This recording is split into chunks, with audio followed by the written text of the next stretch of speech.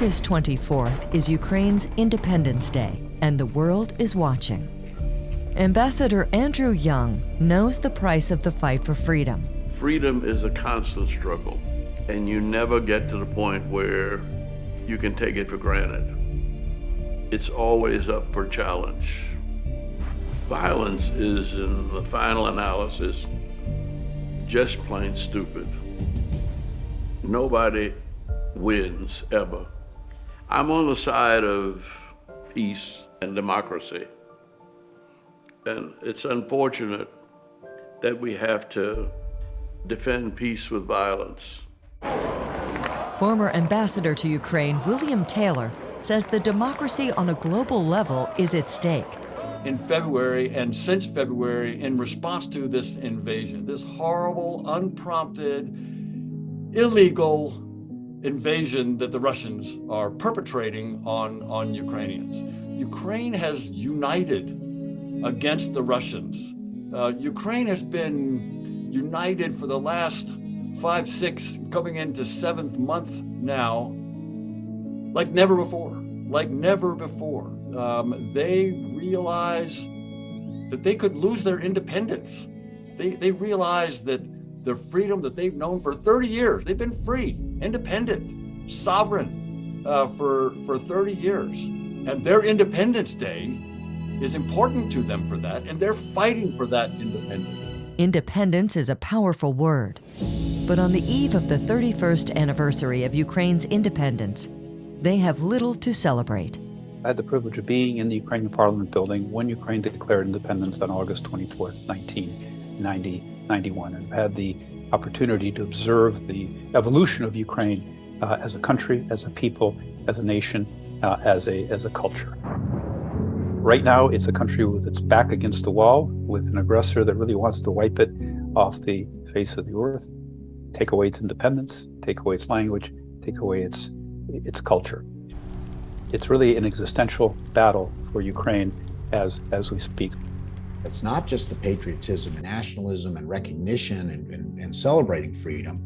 It's the concerns about recognition of their existence. Because today, Putin questions the existence of Ukraine and sees it basically as an artifact of the Soviet Union, bad decisions made by, in his mind, Lenin, Stalin, and especially Khrushchev in giving Crimea to Ukraine. But during the independence era, Yeltsin recognized the existence of Ukraine, so that wasn't contested. So today, the existence is contested. On this Independence Day, the strong will of Ukrainians is being put to the test. We are independent, but tens of thousands of people are suffering from Russian bombs now. A lot of people lost their houses. They are suffering in hunger, in cold, in lack of drinking water. The simple thing. Ukrainian children are in constant peril in all parts of the country. There was a very big attack in Kremenchuk, and it was not far from this hospital where I gave the birth of my baby. It was also in bombshell, and this was not so happy day for me because it was very hard. And after the birth of my child, it was the night, and maybe 4 or 5 times we should go to a bombshell, and we couldn't sleep or rest after this. We are waiting for receiving special baby incubators. Why? Because in different areas of Ukraine we have more than 12 perinatal centers and maternity hospitals which need such very special medical equipment, mobile incubators, because during bomb alarms and during rocket attacks, it is necessary to go together with newborns to shelters. And in Ukrainian hospitals, we have not enough such mobile incubators. We have different needs in different areas of Ukraine. We received every day different lists of needs from different hospitals, medical hospitals, military hospitals, medical units in fields. in front lines and hospitals which treat wounded civilians and militaries. This year's Independence Day means more than ever before. I am so proud of the people of Ukraine.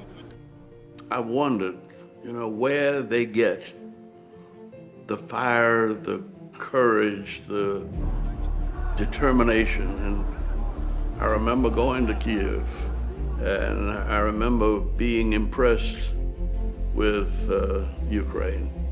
It's a beautiful country, and they were beautiful people.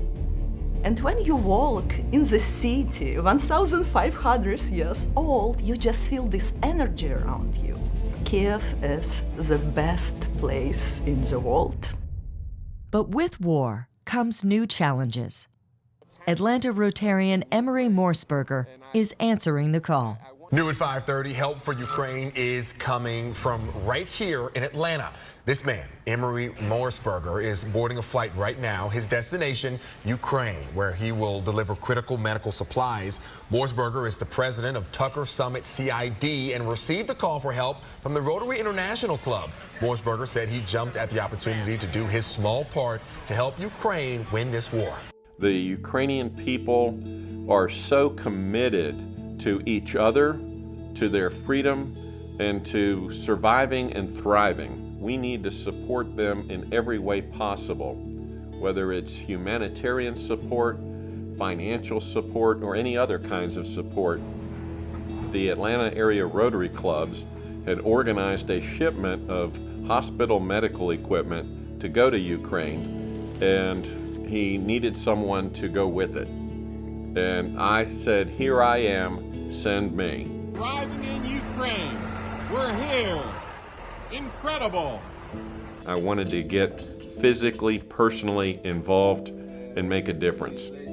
And I was determined to get there and help them in any way I could.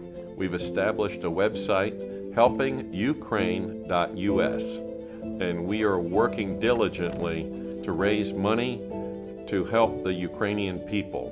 We are raising money for medical equipment, food, housing, clean water, and all kinds of other supplies that they badly need. They're just like us. They don't want more or less than we want. They want schools for their kids. They want health care for their families. They want to live in peace.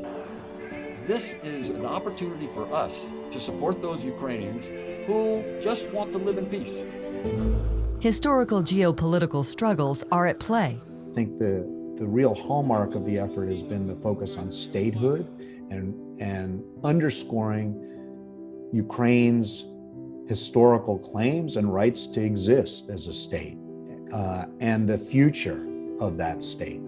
And because, like I said, the patriotism and the national sentiment and the need to celebrate freedom, I think, is being imposed on them by the war. That is a galvanizing event. It's hard to imagine a ceasefire or pause is going to resolve what are increasingly deep animosities and resentments caused by this war, not to mention the historical legacy leading up to it. How can Ukraine and Russia both move forward? Russia's going to have to help rebuild Ukraine, and Ukraine's going to have to help rebuild Russia. It's going to be Ukrainian brains and Russian oil. Ukrainian Independence Day is August 24th. For me, this upcoming August 24th, it represents two things. It represents the fact that Ukraine is still standing. It's still an independent country, and it has rallied around its independence and its sovereignty as never before in its history, but also represents obviously an extraordinarily dangerous moment in its history. The world is watching. We have got to learn to live together as brothers and sisters on this planet, or we will all perish as fools. Learn more about how you can support Ukraine by visiting helpingukraine.us.